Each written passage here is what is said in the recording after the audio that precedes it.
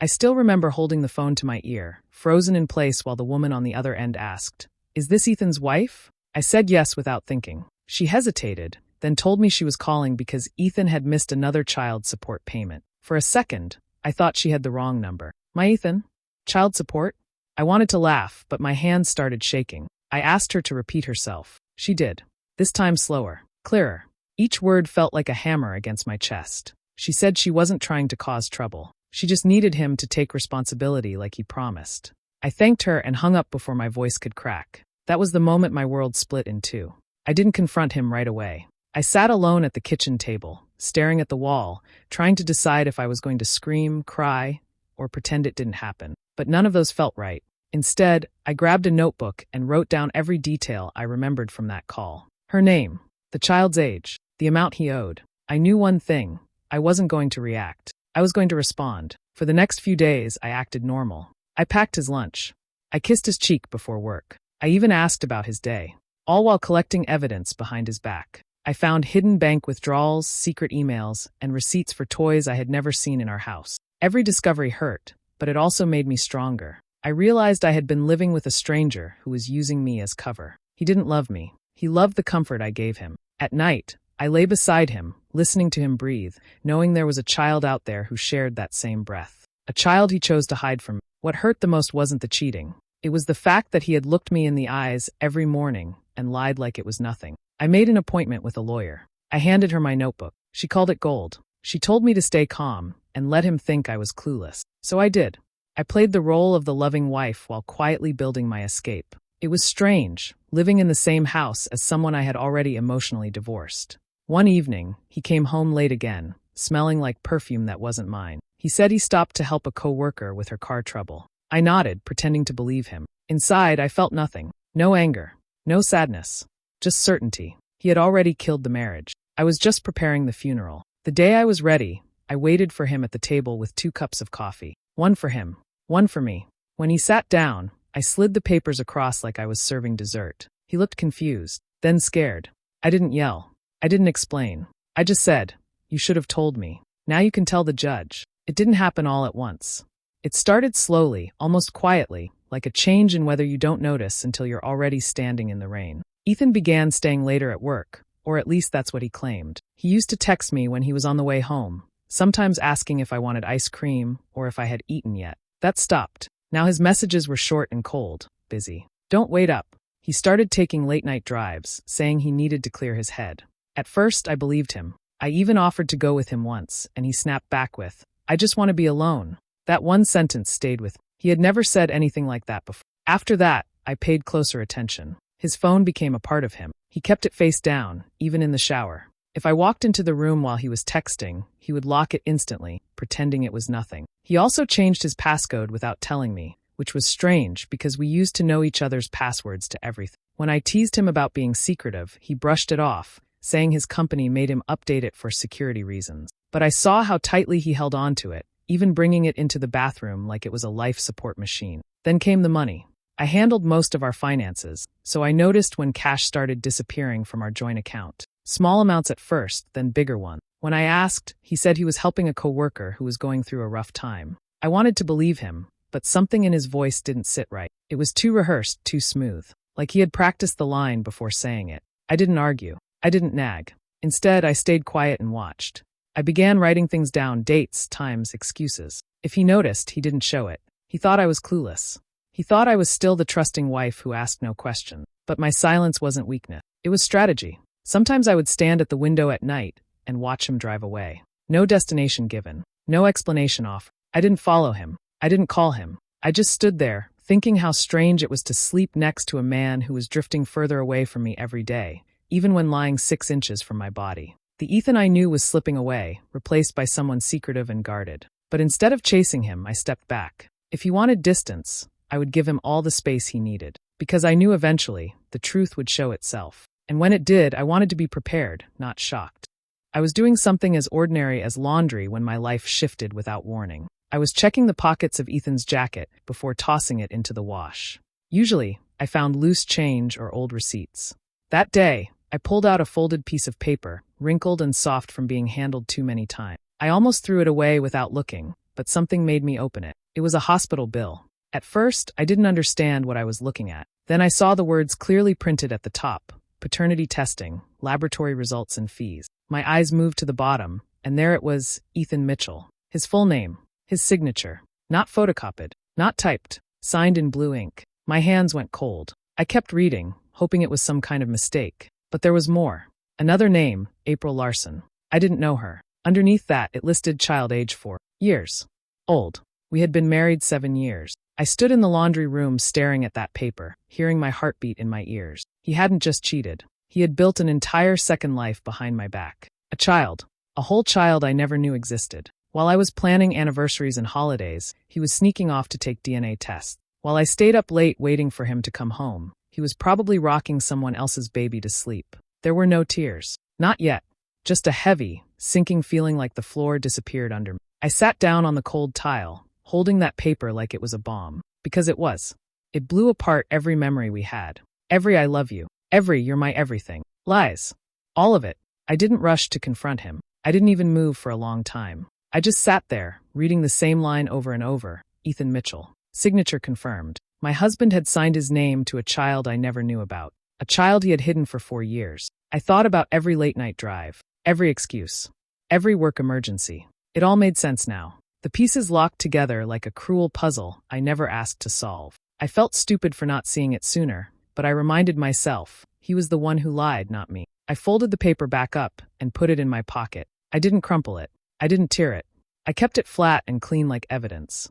Because that's what it was now. Not just a bill. Not just a mistake. It was proof. Proof that my marriage had never been what I thought it was. Proof that I had been living in someone else's carefully crafted illusion. And from that moment on, I decided I was done playing the blind wife in his story. It was time to write my own. I knew that if I confronted him too soon, he would twist the story, deny everything, or cry his way out of it. I didn't want his explanations. I wanted proof, solid, undeniable proof. So I hired a private investigator. I had never done anything like that before, but I approached it like business. Calm, clear, no emotions. The investigator's name was Daniel. He didn't ask many personal questions. He just looked at the documents I gave him, nodded, and said, "I'll find what you need." That was enough for me. For the next few weeks, I went about my life as if nothing had changed. I cooked dinner.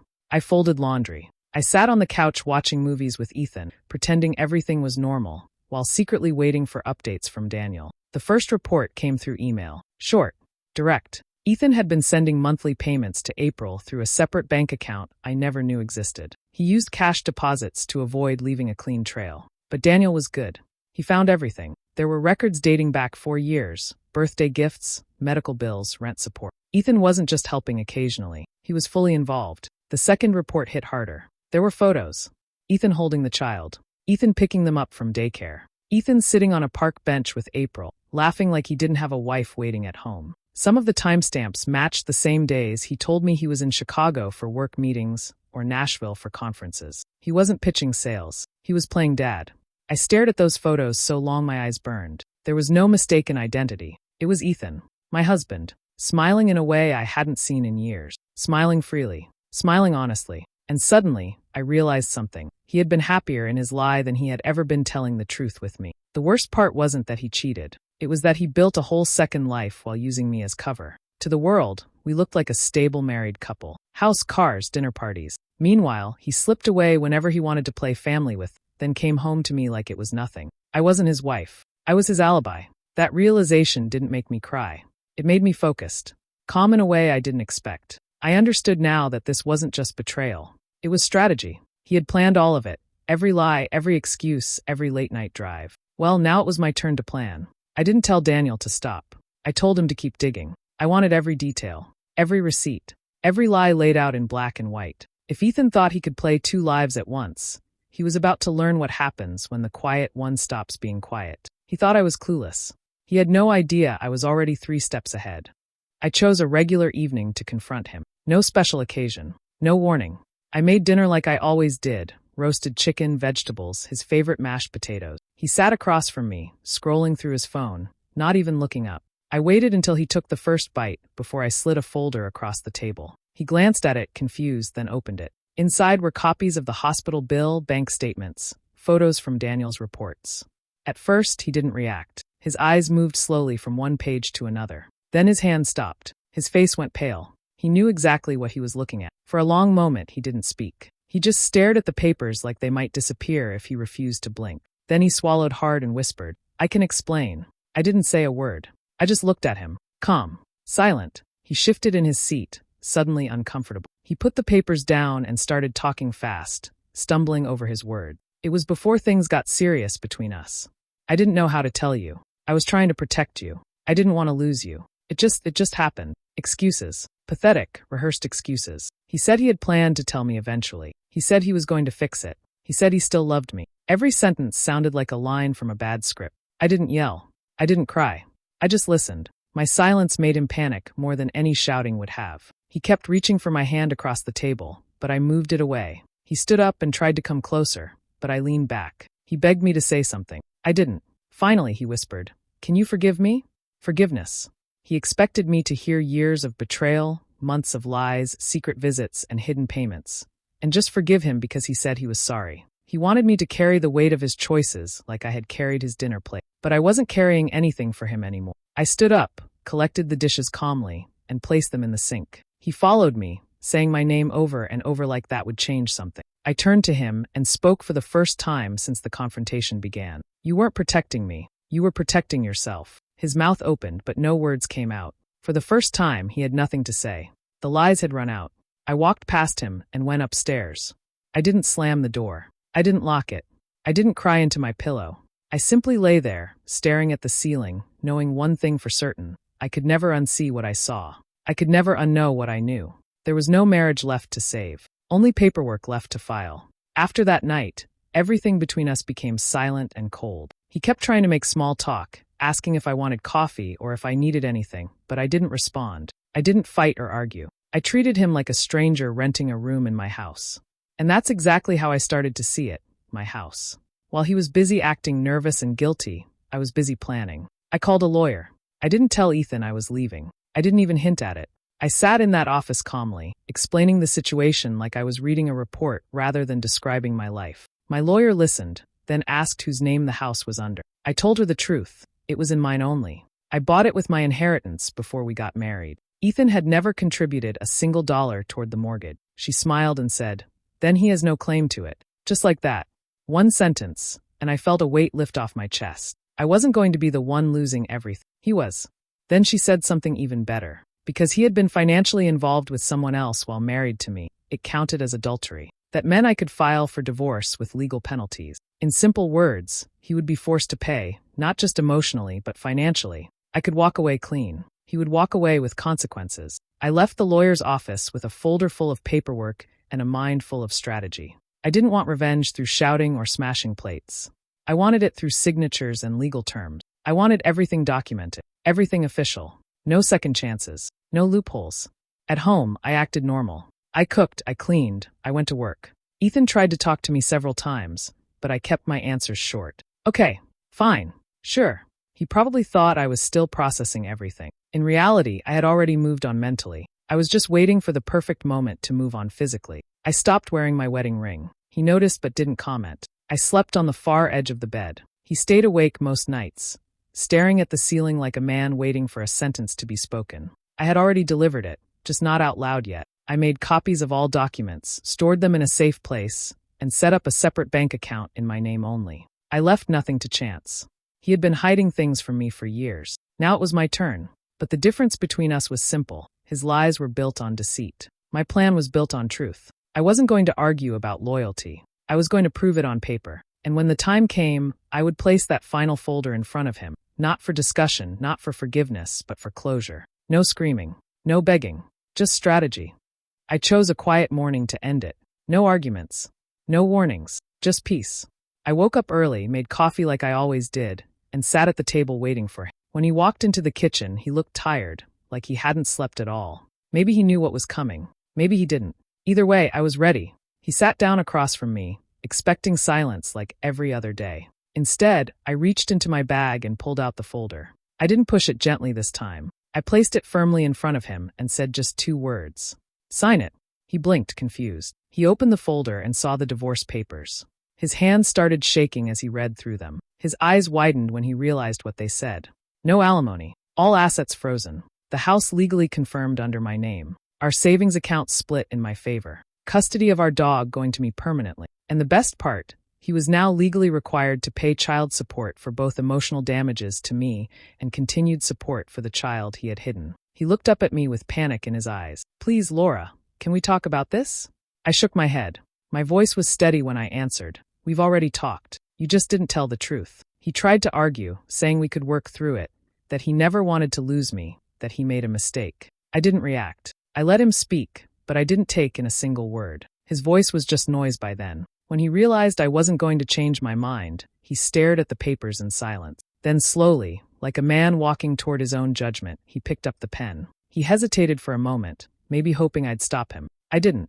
He signed. One smooth line of ink across the page, and everything between us officially ended. 7 years of marriage closed with one motion. He set the pen down and whispered, "Is that it? After everything, that's it." I stood up and picked up the folder. That's it. No hugs. No final kisses. No dramatic goodbye. Just closure. He stayed sitting there, staring at the empty space in front of him like he expected something more. But there was nothing left to give. I walked past him, grabbed my keys, and headed toward the door. Before leaving, I paused and said one last thing without turning around. "You lied for years. I told the truth once. That's the difference between us." Then I walked out.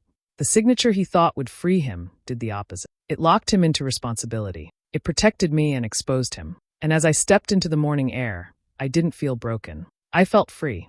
After the papers were signed, everything moved quickly. Ethan had 30 days to leave the house, and he didn't fight it. Maybe he knew better than to push his luck. He packed his belongings into worn-out boxes and moved into a small apartment across town. I later heard it was one of those places with flickering hallway lights and peeling paint. A far cry from the 2-story home he once bragged about to his friends. He went from king of the house to tenant of a shoebox. As for April, she expected him to step up now that everything was out in the open. She thought he would be more present, more involved. Maybe she imagined them becoming some happy little family. But that fantasy didn't last long. Reality hit her the same way it hit me, with disappointment. Ethan wasn't some noble father weighed down by guilt. He was a man who ran from responsibility the moment it became uncomfortable. When the legal payments started draining his bank account, he became bitter. When April asked for more time with him, or more help with the child, he argued. She saw the same thing I had seen. He was unreliable. He was selfish. He did enough to look good on paper, but never enough to truly commit. At one point, he tried calling me, pretending he wanted to talk things through. He sent long messages saying he had changed, that he was going to therapy, that maybe someday we could start fresh. I didn't bother replying. I blocked his number, his email, even his mother when she tried to convince me to forgive him, because marriage is about patience. No, marriage is about honesty. And he failed at that long before I failed at patience. He even showed up at my workplace one afternoon, standing by my car like some lost puppy. When I saw him, I didn't even stop walking. I said, "You need to leave," without making eye contact. He tried to reach for my arm. I stepped back and warned him that if he didn't leave, I would call the police and have it added to the divorce records as harassment. That shut him up quickly. He looked at me then, really looked at me, like he was finally seeing someone he no longer had access to. Someone he couldn't charm, guilt, or manipulate. I got into my car and drove away without waiting for his reaction. From that moment on, I made a rule for myself. I would never again carry the weight of someone else's mess. Ethan had made his choices. Now he could live with them. His downfall wasn't loud. It wasn't dramatic. It was slow and lonely. The kind that eats at a person quietly. And the best part, I didn't have to lift a finger to make it happen. I simply walked away and let his own actions destroy him. After Ethan was out of my life, the silence in the house felt strange at first. It wasn't painful, it was unfamiliar. For so long, I had lived in tension, always watching, always wondering what lie would come next. Now there was nothing to wait for. No footsteps at midnight, no fake apologies, just quiet. At first, I didn't know what to do with that peace. I sat on the couch one evening, realizing it was the first time in years I wasn't nervous about anything. That's when I decided I had to rebuild, not just my routine, but myself. I started going to therapy. I'll be honest, I didn't think I needed it at first. I thought I was fine because I didn't cry or break down. But the therapist helped me see something important. I had trained myself to survive, not to live. I was good at keeping calm, hiding pain, controlling my reactions. But I hadn't allowed myself to feel anything for a long time. We worked through it slowly. Not with dramatic moments, but with small realizations. I learned that silence doesn't always mean strength. Sometimes healing comes from speaking. Sometimes moving forward means admitting that something hurt, even if you survived it. I reconnected with old friends I had drifted away from during the marriage. People I stopped calling because I was always covering for Ethan or too embarrassed to explain his absences. When I told them the truth, they didn't judge me. They stood by me. We went out for dinner, took weekend trips, laughed like we were teenagers again. I realized how isolated I had been without even noticing. I also started new routines. Morning walks with my dog. Cooking meals just for myself without worrying if someone else would approve. Reading books without checking the time. Sleeping early without waiting for the sound of a garage door. The first night I slept peacefully. I woke up with tears in my eyes, not from sadness but from relief. No dreams. No fear. Just rest. One evening, I stood in the bathroom brushing my teeth and caught my reflection in the mirror. I looked different. Not younger, not older, lighter. Like someone had lifted a weight off my shoulders that I didn't even know I was carrying. I wasn't angry anymore. I didn't want revenge. I didn't care what Ethan was doing or who he was pretending to be. He no longer had space in my head. People think healing happens in big moments, like vacations or new relationships. But for me, it happened in small ones. Quiet mornings, calm nights, slow breathing. I didn't just get my life back. I got myself back. And this time I promised I would never lose myself for someone else again. Looking back now, I realize that power doesn't always come from loud reactions or dramatic scenes. People expect anger to be wild and explosive, but mine was calm, controlled. I didn't need to throw anything or scream to prove how much he hurt me. I let my silence do the talking. My strength wasn't in my voice. It was in my actions. That signature I gave him was more powerful than any argument. It wasn't just a legal document. It was my decision to walk away without letting his mistakes define me. I didn't lower myself to his level. I didn't try to make him feel what I felt. I simply removed myself from the story he tried to write me into. Sometimes revenge isn't fire, it's ink. It's a signature that says, I choose myself. It's refusing to waste another tear on someone who didn't value you. It's letting their downfall happen naturally while you rise quietly. I didn't need to ruin his life. He did that on his own. All I did was step aside and let consequences catch up with him. People often think betrayal is the end. It's not. It's a turning point. When someone shows you who they really are, you get to decide what happens next. For me, the answer wasn't chaos.